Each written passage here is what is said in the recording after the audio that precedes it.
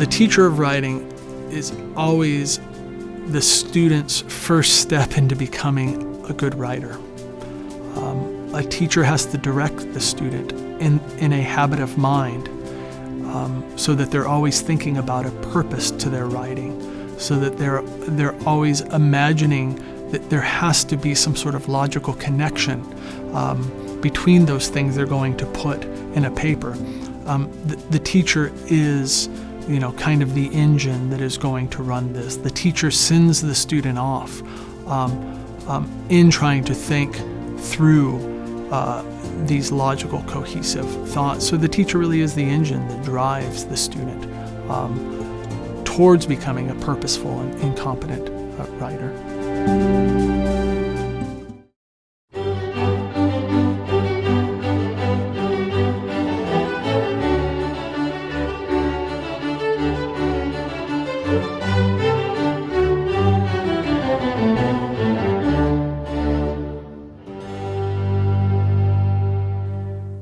Hello and welcome to today's lecture on the fundamentals of writing.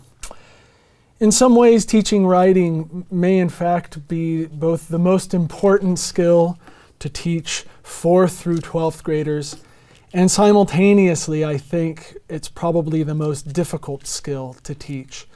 And the reason why is there isn't a simple formula. There's no one single silver bullet in order to make poor writers good writers, or not a single formula to make good writers better writers. I've lectured in the past on literature. I've lectured on why to teach literature, various pieces of literature. Teaching literature is oftentimes a joy. Trying to teach the art and craft of reading is a joy. It's to teach a habit of mind. Teaching writing is painful for the teacher and for the students. I've tutored in the past in French and in Latin. I've had to teach my own children math. And there's a great joy in seeing my children be able to figure out and understand an algebraic equation. I've yet to feel that joy whenever it comes to teaching writing. And I'm not here today to teach you that silver bullet. I'm simply here to teach you it is a long process. It is one that we have to begin to create a habit of mind in our students, to think about writing in a certain way. The teaching of writing, this could be 5, 6, 12, 22 different lectures here, and today we have one and we have a limited amount of time. So here's what I'm focusing on today. Quite simply, the fundamentals of writing means what are the very foundations of writing. And I would argue, and as I shall argue and assume today, that those fundamentals are logic, organization, focus, purpose, and having clear goals in undertaking both writing instruction and the act of writing itself. In short, every part of an essay should be working in concert with every other part of that essay. So what am I not focusing on? I will not be focusing on grammar, prose style, topic sentences, thesis development. All of these are very important in the writing process. In fact, when most people lament student writing today, these are the very things that they have in mind. Students don't know grammar. They don't know how to put a sentence together. Their spelling is atrocious. We can't understand a single thing that they're writing about.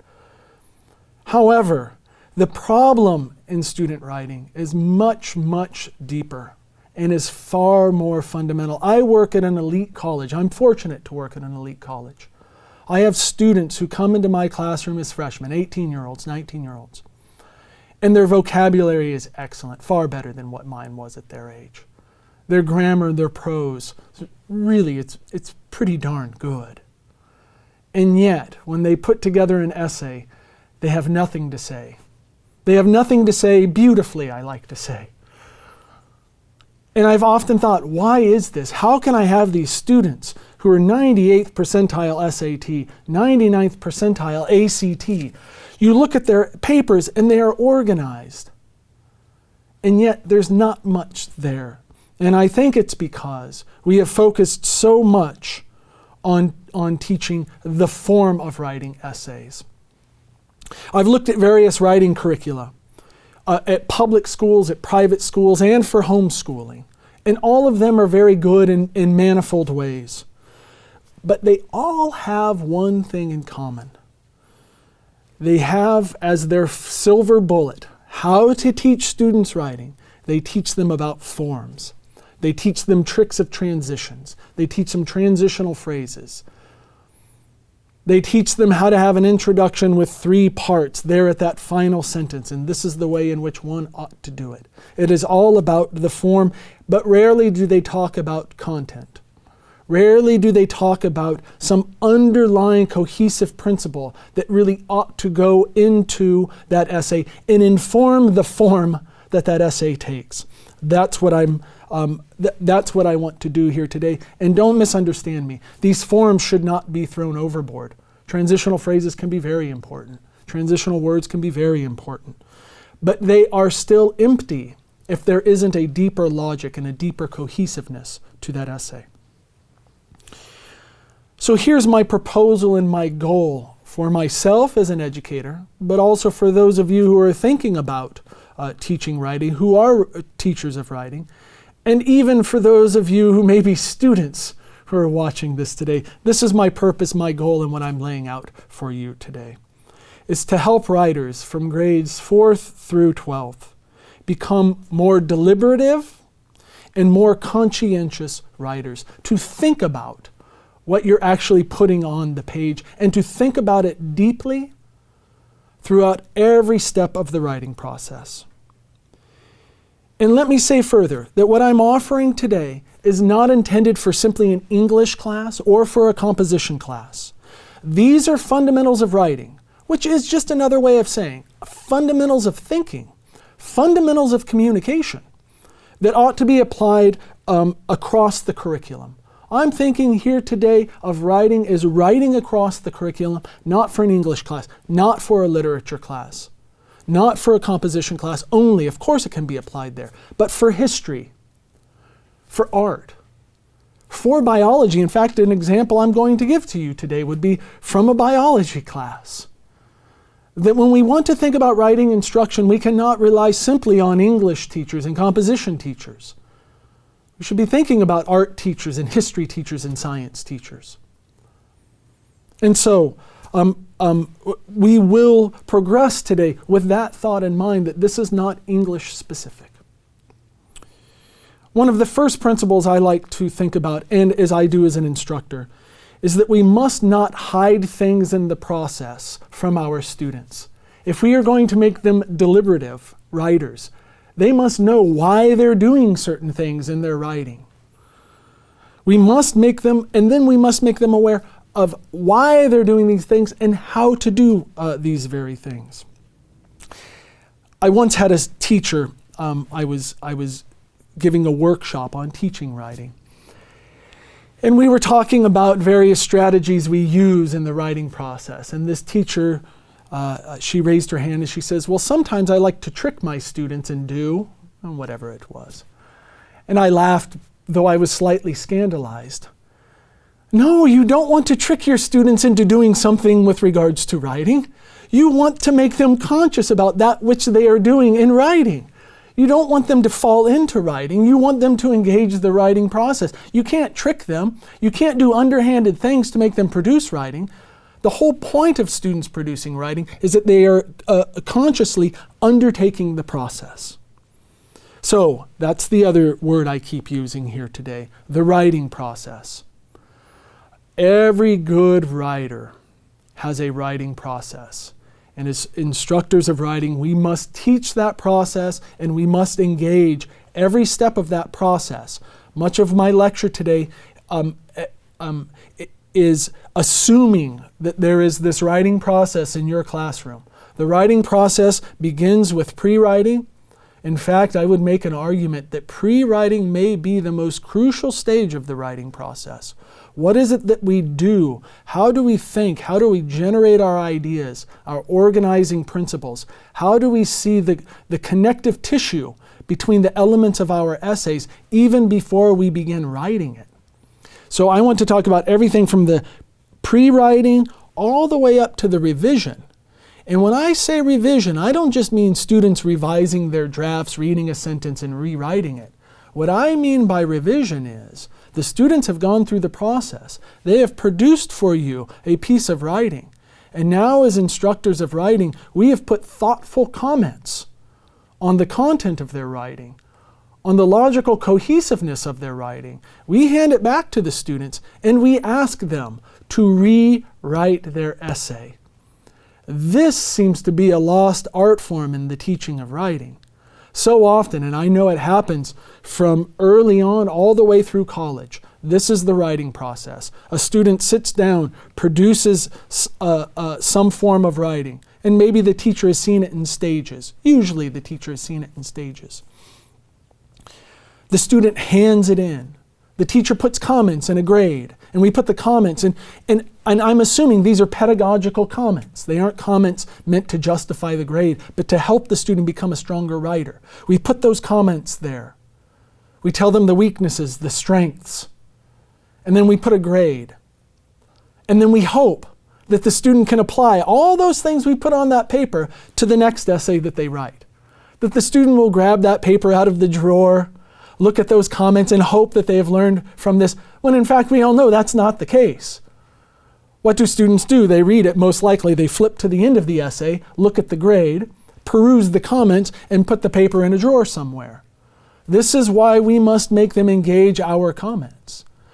Even better, make them comment on their own work. Make them ask themselves why certain paragraphs exist and then respond to their own reflections on their writing and help guide them in those reflections. So we have the writing process. It has to be in stages. They have to undertake the rewrite. You must force them to do the pre-writing. You must force them to do the rewriting. So when I'm talking about essays today, here's what I have in mind. Just in general, there are two types of academic essays that I have in the back of my mind that we often assign in schools. Many more than just these two, but these are the two in particular I have in mind. One is report writing, which is just basically informational. You ask the students to go out and to research something and to provide the information on that something which they've researched, looked up, etc. Two is classical argumentation. The student will have an overarching claim. He or she will use support in order to buttress that claim, and then he or she will explain the ways in which that support actually supports the claim. Two major types of writing that I have in mind. Now let me say, no matter which of these two types of writing we'll be looking at, and no matter in which discipline, each discipline can either use informational or argumentative writing, we will still be looking at the fundamental principles of writing. Principles which are concerned not with the form, but with clear, logical, cohesive, and writing-conscious thinking, whether it's informational or argumentative. So as I begin, I want to give a very simple but concrete example of what I'm talking about here. When we talk about writing, it's so easy to talk about kind of these theoretical issues with regards to writing. And even here in this lecture, as you listen to it, is it going to help your writing? No. I hope it will help your instruction of writing as you become conscious to make your own students conscious of this. But it's not going to help your writing. The only thing which helps your writing is, God forbid, writing, which is a tough, arduous task. I often admit to my students, I hate writing. It is so hard to collect my thoughts. I also like to tell students when they say, I'm a bad writer, I don't know how to put my thoughts down on paper. Oftentimes I like to tell students, it's not because you're dumb, it's because you're smart. You're thinking complex thoughts on complex issues. You don't know how to gather those thoughts and find that clear focus. So I want to take a very simple topic and show you the way in which we can break this topic down. And then I want to briefly discuss how to compose thoughtful essay prompts for your students that will encourage them and guide them in this writing process. So here is my idea for a topic. And it's my idea for a topic because I once helped my, goodness, I think it was my 4th grade daughter with this paper topic. And the wonderful paper topic was the praying mantis. And as I've gone out to different schools and talked about writing instruction, as soon as I say, we'll write a report on the praying mantis, all of those teachers from 4th really through 8th grade smile because they're so familiar with this writing topic. Notice that, 4th through 8th, and my own friend who is a PhD in biology, who works at a classical school, he too assigns this for his high schoolers, something along this lines. In other words, if you have some basic principles of writing, you can assign pretty much the same paper from 4th grade to 12th grade, add some layers and sophistication to it, and still abide by these same fundamental principles. So the praying mantis. The first thing I want to express is by a way of negation. When we teach writing, we should no longer allow for listing theses. What I mean by a listing thesis is this. The praying mantis is an interesting creature for these 3 reasons. Its habitat, its anatomy, and its life cycle. And everyone can see where this paper's going. First paragraph, anatomy. Second paragraph, right? Habitat. Third paragraph, life cycle. This is what this will produce in students. And I can't think of a better phrase for this. It's just what I call information vomit. They get information from whatever resources, and then they just put said information on paper. We don't know why they have this information on that paper, other than it's something about the praying mantis.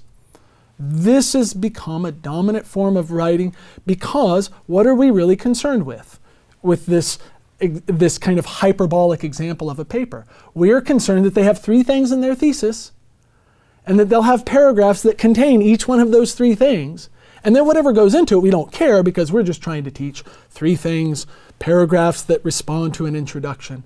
We have to do we can use that form, but let's think about that form differently from a position of content. So where we begin then is actually with pre-writing.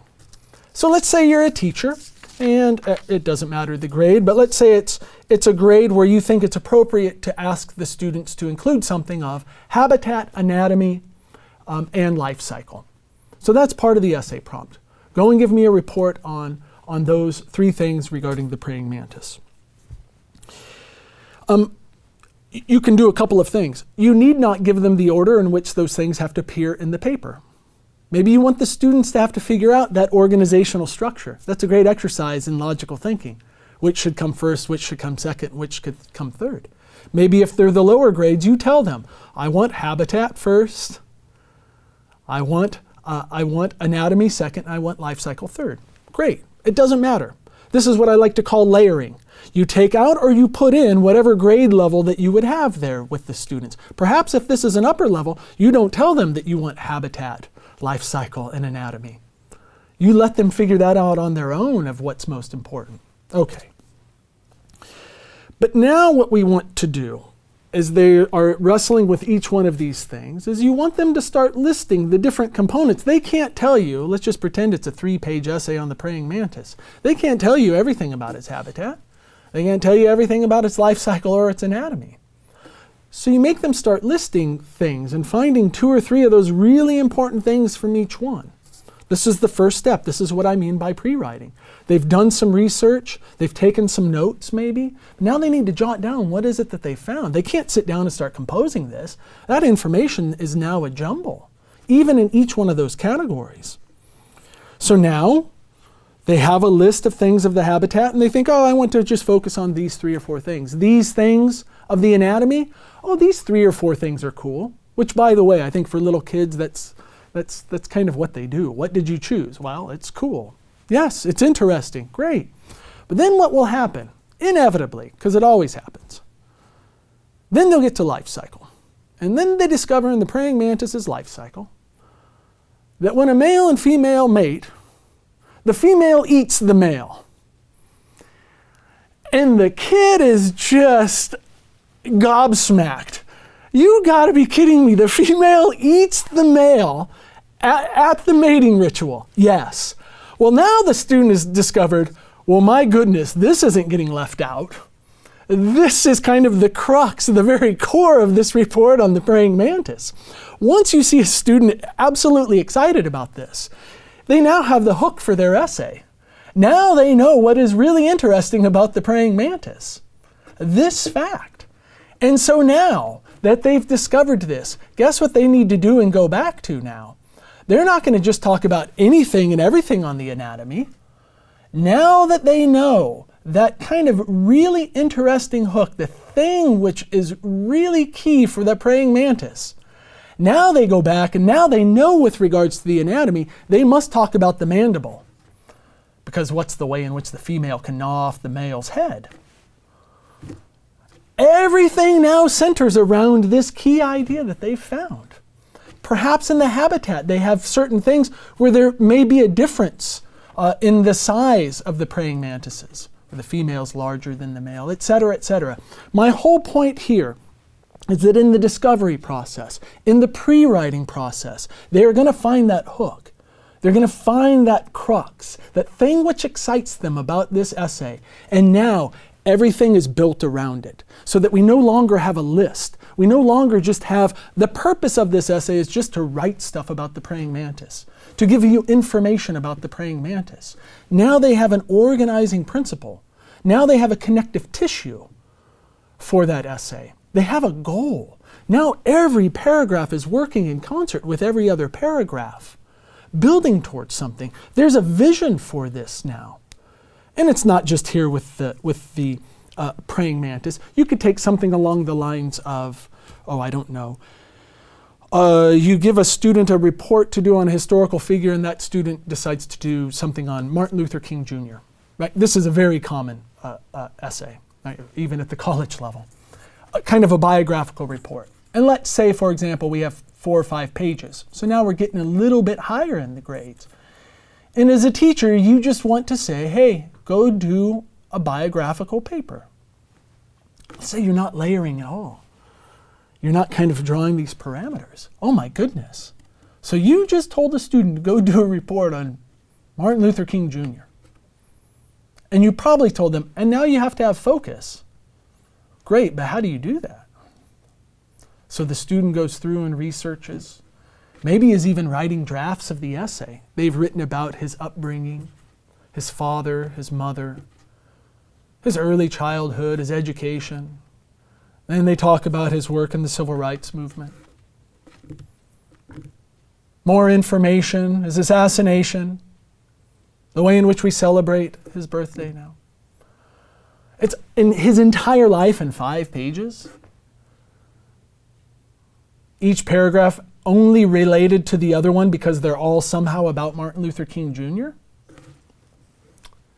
I'd be careful about that. You're not training minds to think logically, cohesively. What you do is that you then say, all right, well, what do you want to look at with him? What interests you? What if they stumble upon his I Have a Dream speech? What if they stumble on that YouTube clip of I Have a Dream speech and they are just moved? They just sit there and they just think this is a thing of beauty. Well, great. Guess what they now have? They now have a crux. They're going to talk about Martin Luther King Jr. Now guess what? They love the I Have a Dream speech. Now they've got a foundation. Now they know. This paper isn't just going to be about everything about Martin Luther King Jr. Now we have something, it is a specific moment in his life. The I Have a Dream speech. Now if they're giving his early biographical information, now there's a reason for it. Now they probably want to make sure they emphasize that his daddy was a preacher. They probably want to emphasize that he won all sorts of speech contests in his youth, that he was an incredible public speaker, even in grade school. That he's a preacher, that he went on for his to get his degree in divinity, and the way in which his training in divinity school really honed his rhetorical skills. Why would they be giving all of this? Because they have that one thing that they're working towards, that one thing in his life, that I Have a Dream speech, that they know everything is going to inform this. That each paragraph, and this is really important, it's not just simply we have the I have a dream speech, it is biographical material on Martin Luther King Jr. But now there's a purpose and there's a goal, and it's not simply information they're putting on the page. They want to know what led up to his being able to deliver this speech, which means they would have to give some background in this of his work in the civil rights movement. Of course. Do you see? So now we have a key a key idea that the students work towards in their pre-writing, by the way. To stumble upon the I have a dream speech, that would probably come in a long list. I'm a big fan of listing. Notice here I haven't even talked about outlining. But to write lists, and the reason why you want to write lists is then you can start to see connections between each of these things. In fact, my own students, sometimes when they come to my office, or my own children, will say, "Can you look at my paper?" And usually I'll say, "Can I look at your pre-writing? Show me your pre-writing." My daughters, they hate it whenever they have some sort of paper they're writing. You know, "Dad, can I have your help?" And I say, "Show me your list." And they'll show me a list, and then I'll just ask them, "All right, you have a list. What's the connection between these things? What is the connective tissue?" This is the question of writing. Look, we don't enter into conversation. Just think about this. We don't enter into conversations with someone and just give lots of information. There's a goal to whatever it is we're talking about. There's a purpose for it, at least we hope so. There's a purpose to it. And usually, if you're writing a letter, you aren't just giving random information in that letter that's somewhat related to the topic at hand. If you want a raise, all those things in your letter are pointing to that goal. Your background information, your years at the company, everything you're doing has that goal in mind. So here when we talk about doing a biography of Martin Luther King Jr., to have that one moment, because some may object, isn't that really a report on the I Have a Dream speech? No, not really. It is about Martin Luther King Jr. and everything that was in his life, perhaps even his relationship with Coretta Scott King that led to that moment. So it's an organizing principle. All the paragraphs working with that one vision in mind. And I'll be honest with you, this is what we've lost in our writing instruction, which you would think is so simple. Because when we write, we're supposed to be writing with a purpose. We're supposed to be communicating. The question becomes, what are we communicating? It seems that oftentimes what we are communicating is just simply information. And what I'm trying to argue today is it's not just about information. It's about having a purpose. Argumentative writing is much easier to do because there's a clear purpose. There's an argument there, right? But sometimes the informational is very difficult. All right, so no matter what it is that you do, this informational essay, an argumentative essay, now as instructors of writing, you have to think long and hard about one thing and one thing only, and that is your own essay prompt. Do not take an essay prompt out of a book, not because it's bad, but because the essay prompt may not have the goals for writing that you have in mind. They may not. They may not have the layers in mind of how complicated you want the essay to be for your students. You may want to give your students certain organizing principles, or the essay prompt maybe gives your students certain organizing principles and you want to take those away. You want to make your students work for that. So let me give you another example from a teacher. Again, another seminar. I'm working with teachers of writing, asking them, all right, what are you guys doing? What are some of your assignments? And this teacher said, well, I thought I had a great essay topic. I thought the students would really be excited, but it was a disaster. None of them could pull it off. I said, great, what was your essay prompt? She said, it was great. We were studying all sorts of, sea creatures and marine biology. And I said, yeah. And she said, so here is the essay prompt. What is the most interesting sea creature in the ocean? Like now, I was silent. I said, wow, that's a really complicated paper topic. That's really complicated. I said, what kind of paper do you think this is? And she thought and she smiled. And she goes, it's an argument paper. I said, indeed, it's an argument paper. That's a very difficult argument paper. The most interesting. What does interesting mean? How are they going to make this comparison? Because that's what this is. So just think about it. We must define interesting. We now must make a comparison between, I don't know, an otter and a starfish. I think starfish are interesting. How are we even supposed to begin to do this? You have to unpack that essay prompt. And so I asked her, what was your goal here? Did you want to have all of these layers? And she was like, oh heavens no, I just wanted an informational essay. So how do we rewrite it?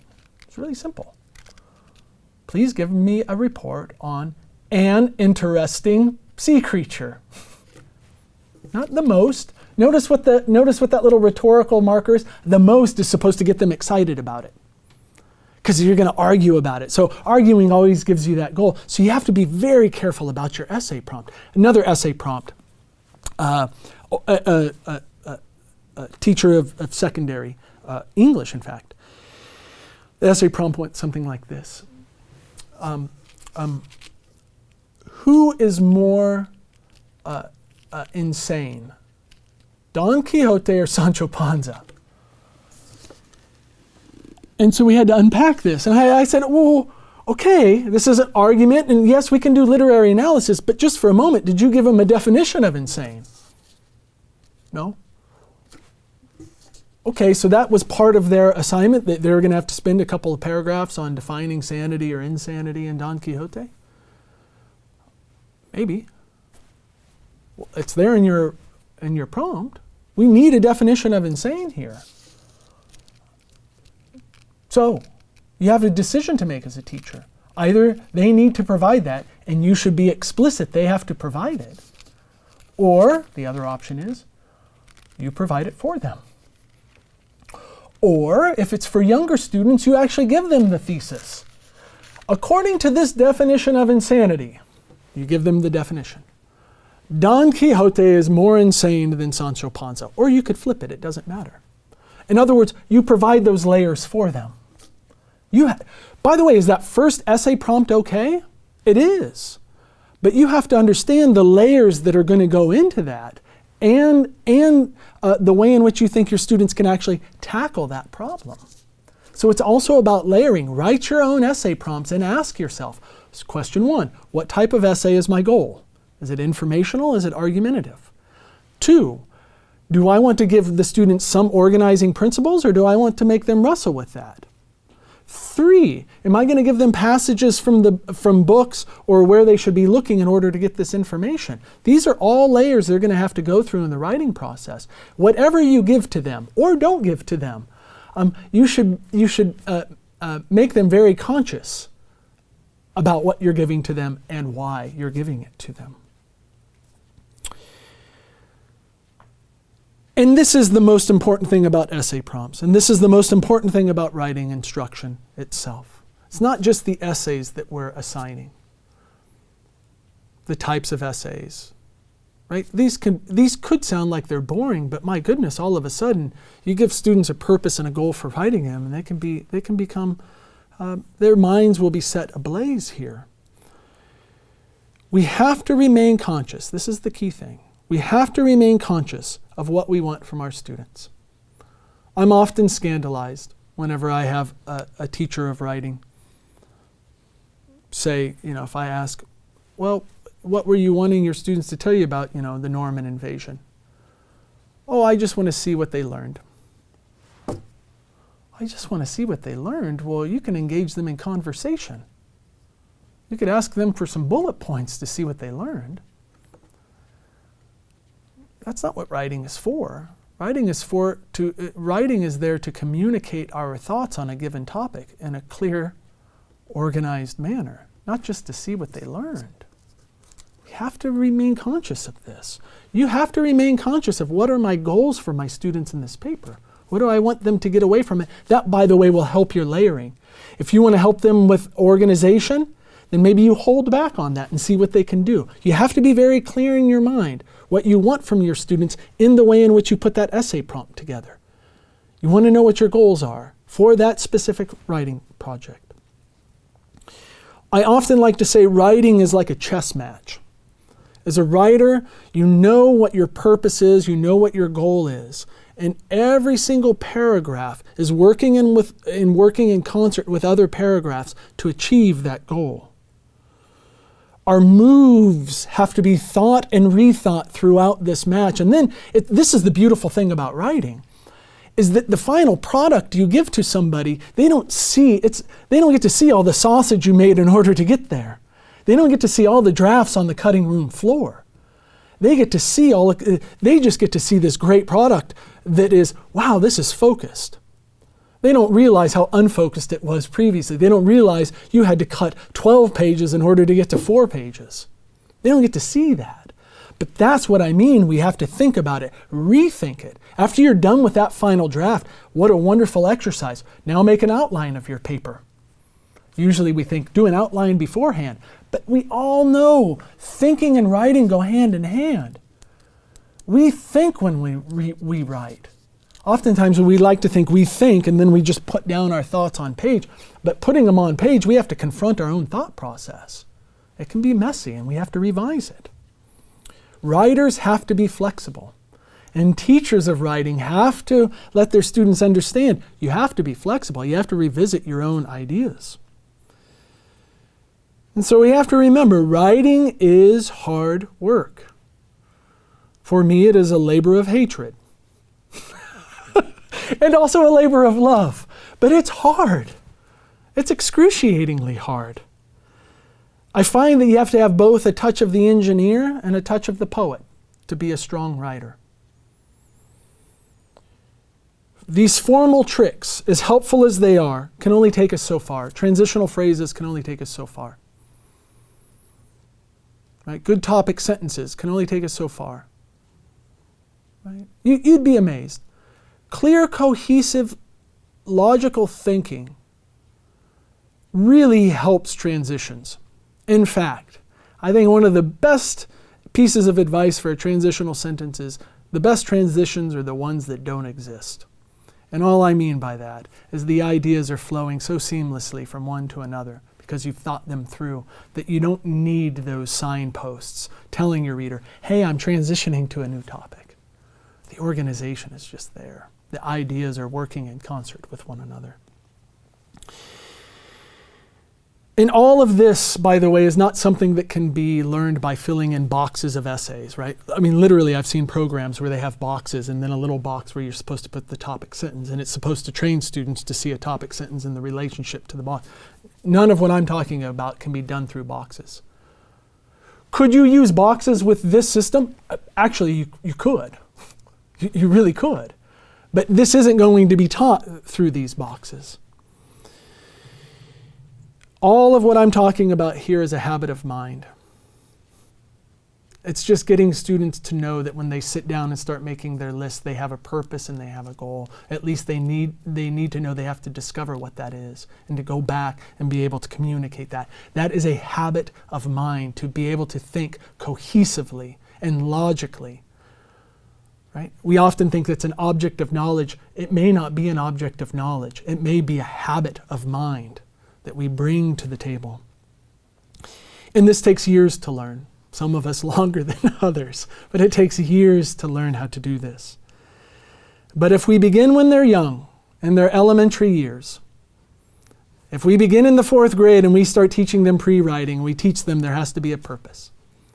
Even in these just rudimentary exercises. If we teach them this habit of mind, and we continue to develop this habit of mind through their secondary education, and we take away some of those layers and we really force them to find that cohesiveness, that focus, that purpose of writing. If we do this, then we'll have about 8 years of this sort of habit of mind in their elementary and secondary education. And 8 years ain't bad. 8 years ain't bad. And then I can't wait to work with these students once they become freshmen in college, having this habit of mind already developed. Thank you for joining me today. I've enjoyed myself very much.